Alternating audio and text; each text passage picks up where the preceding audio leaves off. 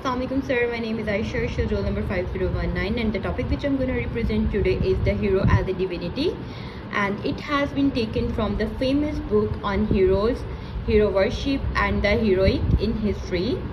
And the author of this book is Thomas Carlyle, and it was published by James Fraser London in 1841, जो कि basically इसके publishers हैं. यहाँ पर James Fraser London जो कि मैंने मेंशन किया हुआ है, ये इसके पब्लिशर्स हैं. कलेक्शन ऑफ 6 लेक्चर्स, ये जो बुक है ये total it consist of total 6 lectures given in 1814. These lectures are about prominent historical figures. It basically tells us about Carlyle's belief in the importance of heroic leadership. Pages की बात करें तो pages इसके हैं 393 total pages हैं. Language की बात करें तो लैंग्वेजेस की है इंग्लिश. और अगर हम लेक्चर्स को थोड़ा सा डिटेल्स में देख लें तो लेक्चर जो कि फर्स्ट लेक्चर है the hero as the divinity, ये दिया गया था 5 मई को, और ये है ऑडिन पेगनिज्म स्कैंडिनेवियन मिथोलॉजी के बारे में. इसको हम डिटेल में आज डिस्कस करेंगे. बाकी अगर हम टोटल 6 लेक्चर्स की बात करें तो उनमें से कुछ लेक्चर्स ये हैं, जैसे कि the hero as a prophet जो कि 8 मई को पब्लिश हुआ था, 8 मई 1840 को. And it is all about our Muhammad peace be upon him and Islam. ठीक है. थर्ड लेक्चर की बात करें तो थर्ड लेक्चर है द हीरो एज पोइट जो कि 12 मई को पब्लिश हुआ था, and it tells us about Dante and Shakespeare. अगर हम बात करें फोर्थ लेक्चर की तो फोर्थ लेक्चर हमारा यहाँ पर द हीरो एज प्राइस जो कि 15 मई को पब्लिश हुआ था. इसमें अगर हम जो इम्पोर्टेंट जो टोटल वाइटल फीचर्स हैं थोड़ी सी उनकी बात करें या जो टॉपिक्स हैं तो ल्यूथर फॉर्मेशन के बारे में हमने इसमें पढ़ा है या पढ़ेंगे, और नॉक्स प्यूरिटेनिज्म के बारे में हम इसमें पढ़ेंगे. फिफ्थ लेक्चर की बात करें तो फिफ्थ लेक्चर हुआ था 19 मई को पब्लिश हुआ था. इसमें जॉनसन और रोजियो बर्न्स ऐसे लोगों के बारे में हम पढ़ेंगे जो कि hero as man of letters. 6 की बात करेंगे तो 6 चैप्टर जो था वो हमारा सिक्स लेक्चर जो है ये it is all about Oliver Cromwell, and the name of this lecture was the hero as king जो कि 22 मई को पब्लिश हुआ था. And it is all about Oliver Cromwell, Napoleon Bonaparte, modern revolution. इसी तरह के इसके अंदर जैसा कि हमें नज़र आ रहा है ऑलिव क्रॉमवेल है, he played very vital role, और नेपोलियन बोनापार्ट है, he also played a very vital role. तो ऐसे कुछ लोगों के बारे में इसने मेंशन किया है. अगर हम बात करें इसकी बैकग्राउंड की तो ये बुक जो है ये लिखी गई थी, it was written in Victorian era जो कि 1820 से 1940 तक का था. और जैसे कि हम सब जानते हैं कि इस इरा में काफ़ी सारी रिवोल्यूशंस हो रही थी, दी रिवॉल्ट हो रही थी, जैसा कि इसमें ह्यूमन रिवोल्यूशन. इसमें लिखने का मकसद ये है जी, मैं आपको सबसे पहले बता दूं कि जो बेसिकली हमारा राइटिंग पर्पज़ है, हम लोग किस लिए ये लिख रहे थे, क्यों इस तरह की बुक्स थी वो पब्लिश की जा रही थी, क्यों इस तरह की बुक्स को लिखा जा रहा था, इसके बारे में अगर हम थोड़ा सा डिस्कस करें तो इस तरह की कुछ रेवोल्यूशन थी. जैसे कि डार्विन जो था, डार्विन ने अपनी ह्यूमन रेवोल्यूशन थ्योरी को इसी इरा में जो कि विक्टोरियन इरा था, इसी इरा में उसने पर्पज़ की थी. ठीक है. उसने अपनी ही gave his theory of human revolution in Victorian era, और इस तरह की कुछ थ्योरी थी जिनकी वजह से एट दैट टाइम कुछ कॉन्फ्लिक्ट्स जो थी वो क्रिएट हो गई थी. That conflicts like conflicts between religion and science, scientific और जो रिलीजियस हमारे रिलीजन के बारे में थी, कुछ इस तरह की कॉन्फ्लिक्ट्स हो गई थी. कुछ लोग इस चीज़ पर यकीन कर रहे थे कि हाँ वाकई में इंसान जो हैं वो बंदरों से बने, और कुछ लोग इस चीज़ पर यकीन करते, some people were believing on this कि वाकई में हम लोगों को लाइक जैसे कि हम अभी भी हम लोगों का तो यकीन है, हम लोगों का तो ये बिलीफ है, लेकिन उस टाइम पर ये कॉन्फ्लिक्ट्स टोटली क्रिएट हो चुकी थी. अगर हम बात करें तो इंटेलेक्चुअल डेवलपमेंट्स बहुत ज़्यादा हुई थी, लाइक फर्स्ट फोटोग्राफ्स जो थे, ठीक है, ये 1930s में हुए थे. और इलेक्ट्रिक ट्रेन जो थी बाय जर्मन्स इन 1979 में फर्स्ट इलेक्ट्रिक ट्रेन चली थी उस टाइम पे. अगर हम बात करें एजुकेशन की तो एजुकेशन को उस वक्त पे बहुत प्रमोट किया जा रहा था, और ये इसी आइडिया के साथ आए थे कि हर बच्चे को, ये नहीं कि हर घर में से 2 या 3, they were believing on this that every child should go to school.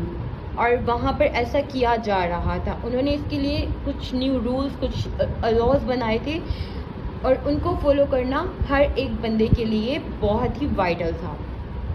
देखा जाए तो इनका फर्स्ट मतलब ये ऐसा ही रहा था जब हम ये कह सकते हैं कि first to ask, they were the first people to ask whether it was right to allow children to work. मतलब उन्होंने ये सोचना स्टार्ट कर दिया था कि वाकई में क्या ये ठीक है कि बच्चों को काम करने देना चाहिए या फिर उनकी स्टडी पे फोकस करना चाहिए। इसी तरह अगर हम देखें तो द इंडस्ट्रियल रेवोल्यूशन, इसमें इंडस्ट्रियल रेवोल्यूशन काफ़ी आई। स्टीम इंजन उस टाइम पर, स्टीम इंजन मतलब स्टीम पावर जो थी ये विक्टोरियन इरा के अंदर ही इंट्रोड्यूस हुई थी, ठीक है। और इतनी हैवी इस तरह की फैक्ट्रीज लगाई जा रही थी जिनका सोचा ही नहीं जा सकता। आपको इस बात का अंदाज़ा यहाँ से हो जाता था कि 1 lakh steam engines through out Britain, पूरे ब्रिटेन के अंदर 1 लाख स्टीम इंजन्स उस वक्त तक बन गए थे जो कि पूरी की पूरी फैक्ट्री को चलाने के लिए इनफ होते थे। Coming back to my point, first lecture जो कि हीरो एज डिविनिटी है, 5 मई को पब्लिश किया गया एंड इट्स ऑल अबाउट ऑडिन। और रिलीजन की बात करें तो पेगनिज़म, उस वक्त हम इस ऑडिन के अंदर यही देखेंगे। पेगनिज़म के बारे में हम थोड़ा सा स्कैंडिनेवियन मिथोलॉजी के बारे में पढ़ेंगे। अगर हम पेगनिज़म को देखें, पेगनिज़म का बेसिकली सबको ही पता होता है, अगर किसी को नहीं पता तो मैं बताती चलूँ कि पेगनिज़म जो है बेसिकली ये प्री क्रिश्चियन रिलीजन या फिर नॉन क्रिश्चियन रिलीजन, जब क्रिश्चियनिटी नहीं आई थी उससे पहले जो रिलीजन था उसको पेगनिज़म बोलते हैं। इसको नॉन क्रिश्चियन रिलीजन भी बोलते हैं और प्री क्रिश्चियन रिलीजन भी बोलते हैं। स्कैंडिनेवियन मिथोलॉजी की बात करें तो also known as north mythology, ठीक है। और it is body of myths, इसमें काफ़ी सारी मिथ्स जो है ना वो एडिड हैं, ठीक है। और मिथ्स किन लोगों की है? नॉर्थ जर्मेनिक पीपल, जो इसमें फोक साइड है वो नॉर्थ जर्मेनिक पीपल है। स्टेमिंग यहाँ पर जो स्टेमिंग वर्ड मैं यूज़ कर रही हूँ रूटिंग फ्रॉम के लिए यूज़ कर रही हूँ, ठीक है।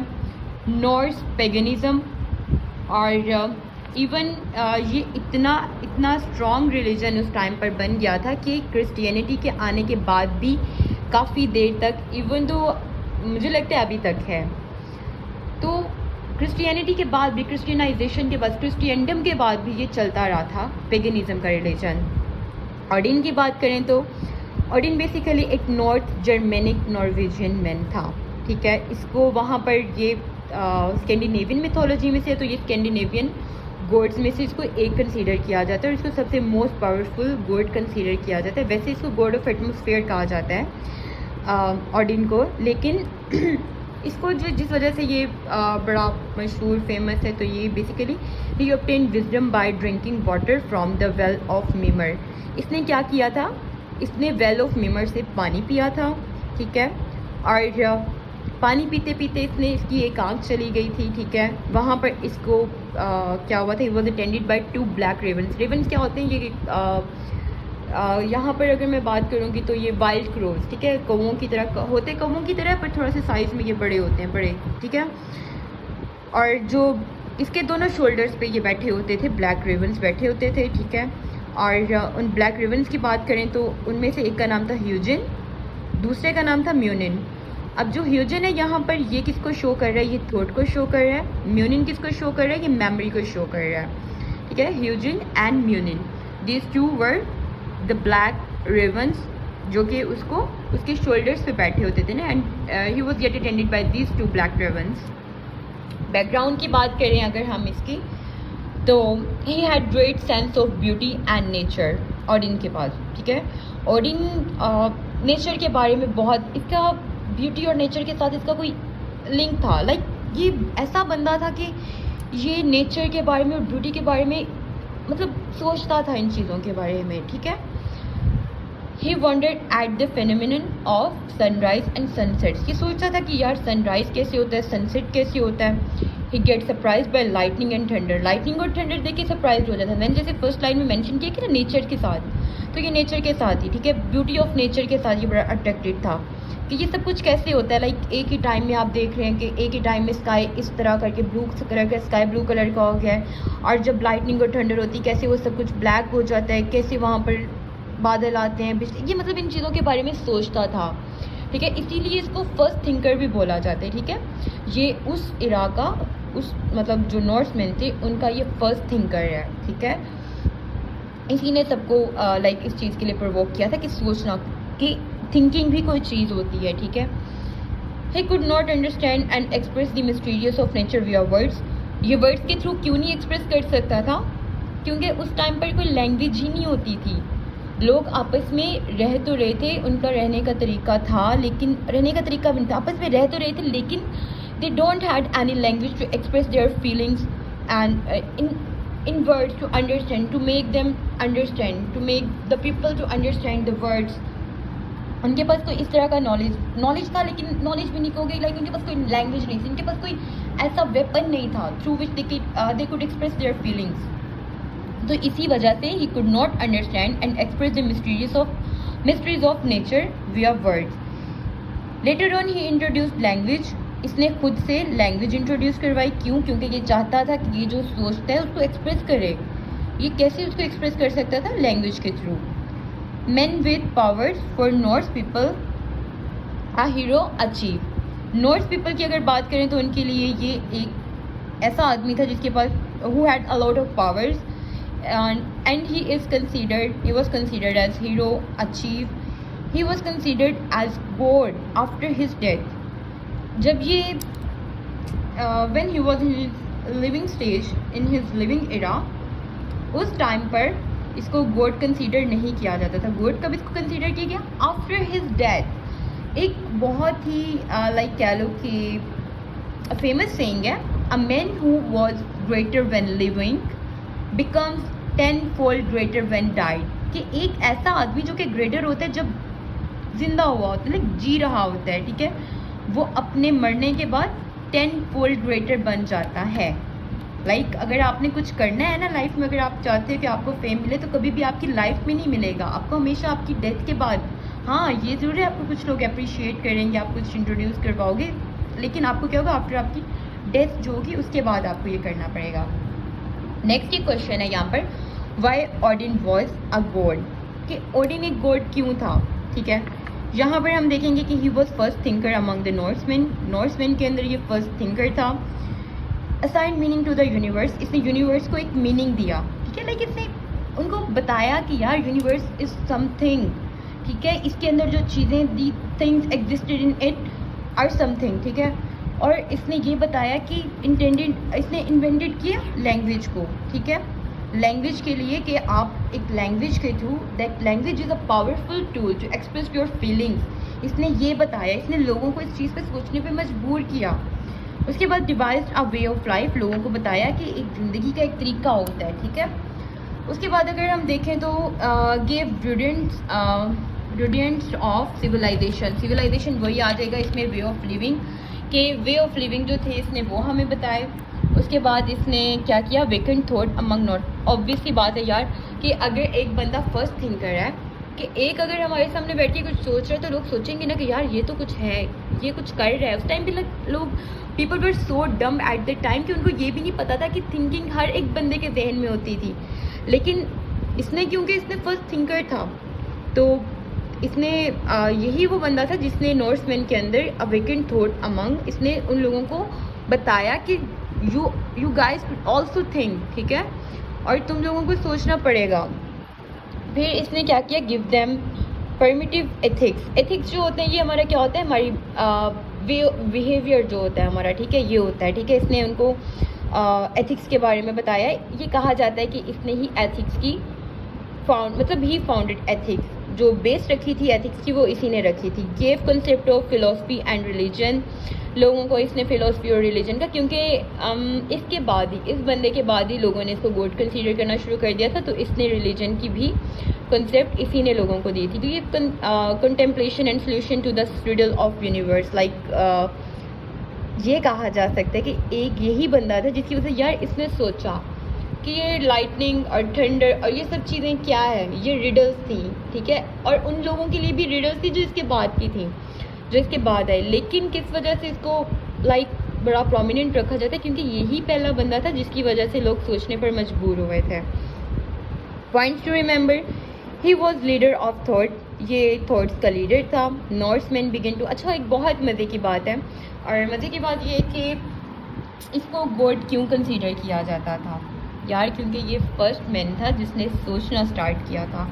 और उस टाइम पर सोचना तो सब स्टार्ट कर सकते हैं, यहाँ पे क्वेश्चन ये कि सोचना तो भाई सब स्टार्ट कर सकते हैं, लेकिन इस बंदे ने उस टाइम पे सोचना शुरू किया था जब लोगों को पता भी नहीं होता था कि थिंकिंग होती क्या चीज़ है, थॉट्स होती क्या चीज़ है। लोग अपने माइंड में इसको लाना तो दूर की बात, लोगों को पता ही नहीं होता था यार इसका नाम थॉट्स है, इसका नाम थिंकिंग है, ये हम सोच रहे हैं, इस चीज़ का भी नहीं पता होता था।